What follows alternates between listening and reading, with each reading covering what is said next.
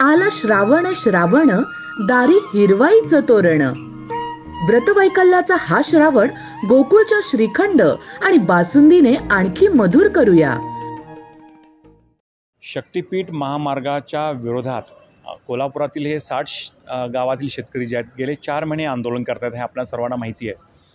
Police जी यंत्रणा जी आहे ही दडपशाही करण्याचा प्रयत्न गेले 4 महिने करते आहे।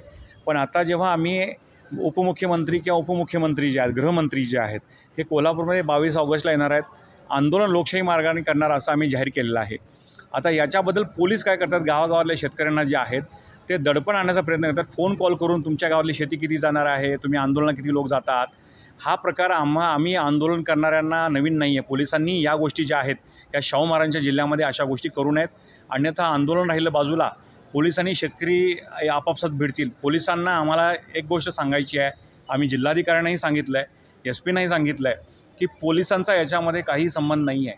मुख्यमंत्री जे महत्त्वाचे आहेत त्याच्यातला निर्णय प्रक्रियेचा भाग आहेत, त्यांनी शेतकऱ्यांना चर्चा करतो पण सांगितली, चर्चा केलेली नाही आहे। चर्चा देखील जरी केली तरी आमचे महामार्ग रद्द करावा ही एकच मागणी आहे। आणि आमचं सरळ मत आहे की त्यांनी मुंबईहून कोल्हापूरला येत असताना महामार्ग रद्द केल्याचा आदेशच घेऊन यावा, अन्यथा कोल्हापुरातले शेतकरी जे आहेत ते निदर्शनं करूनच त्यांचं स्वागत करतील, एवढं आम्ही सांगितलेलं आहे। पोलिसांनी त्यांची मर्यादा ओळखावी, कायदा सुव्यवस्थेचा प्रश्न आम्ही कधी निर्माण केलेला नाही आहे, त्यामुळे पोलिसांनी शेतकऱ्यांच्यापासून दूर राहायला पाहिजे अशी मागणी आम्ही घेऊन आलेलो आहे।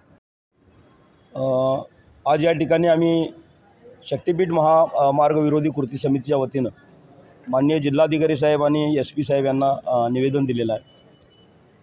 कोल्हापूर जिल्ह्यात शक्तीपीठ बाधित जे तालुके आहेत त्या सर्व तालुक्यांच्यामध्ये पोलीस स्टेशनमधून शेतकऱ्यांना कॉल यायला लागलेले आहेत आणि ते कॉल करून पोलीस यंत्रणा शेतकऱ्यांना वेटीस धरायला लागले असं म्हटलं तर काय अवघड ठरणार नाही।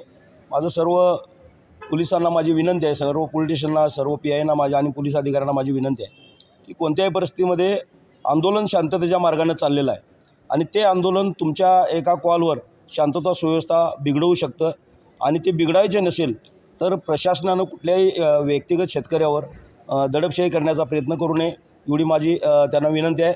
आणि जर असं झालंच तर भविष्यात एकदा शेतकरी जर पेटून उठला तर तो या ठिकाणची शांतता सुव्यवस्था बिघडल्याशिवाय राहणार नाही।